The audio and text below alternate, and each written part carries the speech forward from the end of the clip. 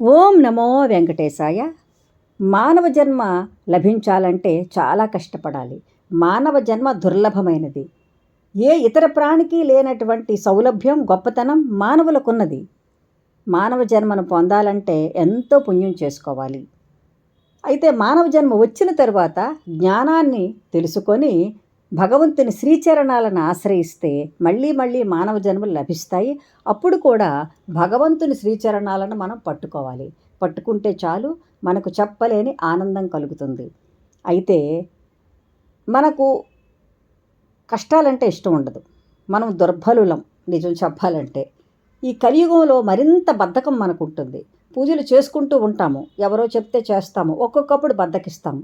అలా చేయకూడదు. మనం భగవంతుని శ్రీచరణాలు ఆశ్రయించినప్పుడు పద్ధతి ప్రకారం మనకు శక్తి ఉన్నంత కాలము భగవంతుని అర్చిస్తూనే ఉండాలి, నామస్మరణ చేస్తూనే ఉండాలి. అయితే కలియుగంలో కేవలము అత్యంత తక్కువ శ్రమతో, స్వల్పమైనటువంటి పనులతో ఆ పరమాత్మ పాదాలను పొందగలుగుతాం మనం.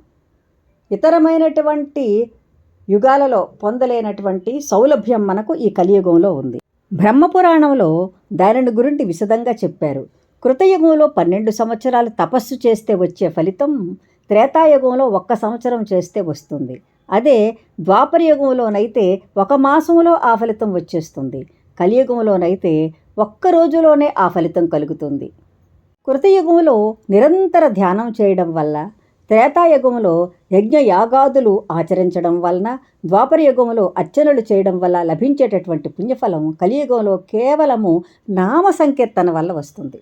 నిరంతర నామ సంకీర్తన వీలున్నప్పుడంతా కూడా నామ సంకీర్తన చేస్తూ ఉండి మనస్సును పరమాత్మ మీద గనుక మనం లగ్నం చేయగలిగితే తప్పకుండా ఆ ఫలితం లభిస్తుంది. కాబట్టి నామ సంకీర్తన ద్వారా పరమాత్మ శ్రీచరణాలను ఆశ్రయించి మనం ధన్యులమవుదాము, అనంతమైనటువంటి పుణ్యాన్ని సంపాదించుకుందాం.